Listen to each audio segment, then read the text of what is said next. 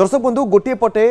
America निजर pilot मानक सुरक्षित भाव में उद्धार कला आउ गोटे पटे गल्फ अंचल में आणविक विकिरण आसबार संभावना अधिक बढ़िलानी कारण पूरा गल्फ अंचल को परमाणु विकिरण ग्रास कर संभावना बढ़िलानी। परमाणु केन्द्र उपरे आक्रमण पर ईरान एभली एक चेतावनी देछि। गल्फ अंचल कौन देश एथिरु वर्ती पारिबे नाही। जातिसंघ महासचिव को चिठी लिखि ईरान वैदेशिक मंत्री कहते इस्राएल एवं अमेरिका परमाणु केन्द्र को टार्गेट करुछंती। बुशेर परमाणु केन्द्र निकट में अमेरिका मिसाइल माड़ कर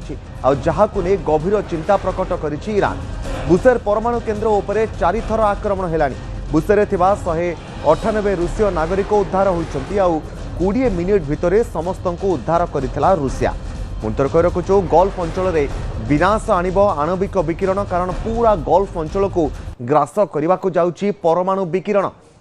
परमाणु केन्द्र उपर आक्रमण पर ईरान एभली एक चेतावनी देछि कारण गल्फ अंचल कौनसी देश जदि परमाणु केन्द्र गुड़िक उपर आक्रमण हुए तेबे सेमाने आउ ये विकिरण वर्ती पारिबे नाही बोली चेतावनी देछि ईरान।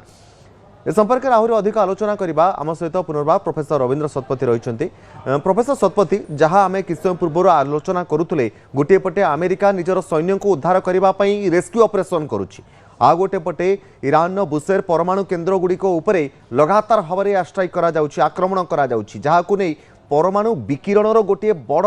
विपद वर्तमान सामना को आसिलानी। निश्चित देखो जो प्रकार आक्रमण हो देखो जो 3टी जो मुख्य जगह नातांज है बुशेर है बा इस्पाहान है ये जो जगह गुड़ाक जितेबाला शत्रु पक्षर जितेबाला आक्रमण कर माटी तले जे से परीक्षा केन्द्र से रही परीक्षागार रही कि से केते तले रही से कथा एवं पर्यंत एम जानी पारना कारण जिते थर भी एमाने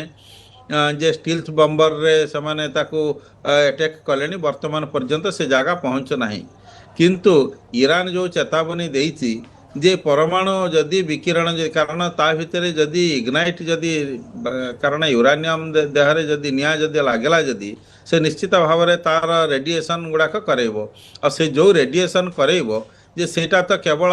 तारी भितर से जगह भितर सीमाबद्ध होकर रही केवल ईरान भितर भी सीमाबद्ध होकर रही कारण से जुआडे भी चारिआडे व्यापीबो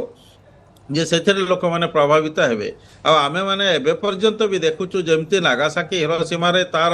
कौन प्रभाव एबे पर्यंत भी विकलांग लोक केमती जन्म होउचंती एवं तार प्रभाव आमे एबे पर्यंत भी देखुचु।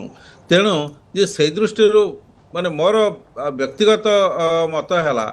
जे ईरान मध्य जे एते गुड़िए धन जीवन को नष्ट हवा पूर्वरु से ताकू सुरक्षित जगह को पठे दो अन्य देश को कारण ईरान जते बेल पर्यंत ईरान रे से रही परमाणु इंधन रही सेते दिन पर्यंत ईरान उपरे आक्रमण चली विशेषतः अमेरिका भी जदि भी ओहरी जाए किंतु इज्राएल एत शीघ्र ओहरिला भाया मत लगुना। तेणु जे निजर देशर लोक मानकर सुरक्षा दृष्टि एवं मानव समाजर कल्याण दृष्टि जे सी जदि से जगह गुड़ाक जदि इंधन गुड़ी को जदि हटई दि जाए जदि ताहले अंततः मंगल हम से जो लिखी 4 थर देखो अटैक जिते कर प्रथम मूल लक्ष्य था जे परमाणु तांकर शक्ति तांका पाखरे जो अच्छी जे सेटा को से नष्ट कर दिया जाऊ बा ताको अन्य समाने जो इंटरनेशनल एजेंसी अच्छी से हस्तांतर कर दिया जाऊ कारण तांकर लक्ष्य थिला जे ईरान को सेमाने केबे परमाणु शक्ति संपन्न देश करई देवा पाई चाहते नहीं आ सेटा जेहेतु इज्राएल चाहूँ भावुची जे मोर एक्जिस्टेंस मोर निजर अस्तित्व उपर प्रश्नवाची सृष्टि करिवो जेतेबेला पर्यंत परमाणु शक्ति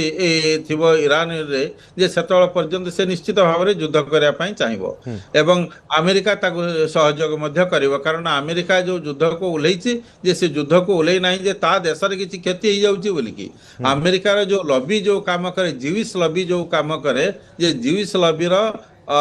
जे प्रेशर रे एवं जीविश कारण आर्म्स इंडस्ट्री गुड़ाक तो तांकर जे जीविश लोक मानकर कब्जा से मनोपोली से रही तेणु से दृष्टि देखा गले तांकर ପ୍ରରୋଚନାରେ ହଉ ତାଙ୍କର ପ୍ରେସରରେ ହଉ ଯେ ଆମେରିକା ଯୁଦ୍ଧକୁ ଓହ୍ଲେଇଛି। ତେଣୁ ପ୍ରଥମ ଦୁଇଟି ତାଙ୍କର ଯୋଉ ଲକ୍ଷ୍ୟ ଯେ ସେମାନେ ସେ ଯେତେ ଟ୍ରମ୍ପ ଇଆଡୁ ସିଆଡୁ କଥା କୁହନ୍ତୁ ନା କାହିଁକି ତାଙ୍କର ସରକାର ବଦଳିବା ଦରକାର ଏବଂ ଯେ ପରମାଣୁ ଶକ୍ତି ଯେ ତାଙ୍କ ପାଖରେ ନ ରହିବା ଦରକାର। ଏ ଦୁଇଟି ଯଦି ହେଇଯିବ ଯଦି ତ ଆପଣ ଦେଖିବେ ଯୁଦ୍ଧ ସମାପ୍ତ ହେଇଯିବ। କିନ୍ତୁ ଇରାନ ସେ ଦୁଇଟି କରିବା ପାଇଁ ଚାହେଁ ନାହିଁ। ନା ପରମାଣୁ ଯୋଉ ଶକ୍ତି ଅଛି ସେ ତାକୁ ଅନ୍ୟ କାହାକୁ ହସ୍ତାନ୍ତର କରିବା ପାଇଁ ଚାହେଁ, ନା ତାଙ୍କର ଦେଶର ଯୋଉ ତାଙ୍କର ପ୍ରଶାସନ ଯୋଉ ସରକାରୀ ଶାସନ ଅଛି ଯେ ତାକୁ ବଦଳାଇବା ପାଇଁ ଚାହେଁ। ତେଣୁ ଆଉ ବର୍ତ୍ତମାନର ଯୋଉ निश्चित କଥା भाव में कहीपर जे प्रोफेसर शतपथी जे आगकू ईरान परवर्ती पदक्षेप कौन रहिबो कारण अमेरिका गोटे पर गोटे स्थान को आक्रमण करी ईरान को व्यापक मात्रा क्षति पहुंचाई चली तेणु ईरान परवर्ती पदक्षेप कौन नेउछि तापर मध्य समस्त नजर रहिबो। बहुत बहुत धन्यवाद प्रोफेसर रवींद्र शतपथी रही वैदेशिक व्यापार विशेषज्ञ आम सहित अधिक आलोचना करुले।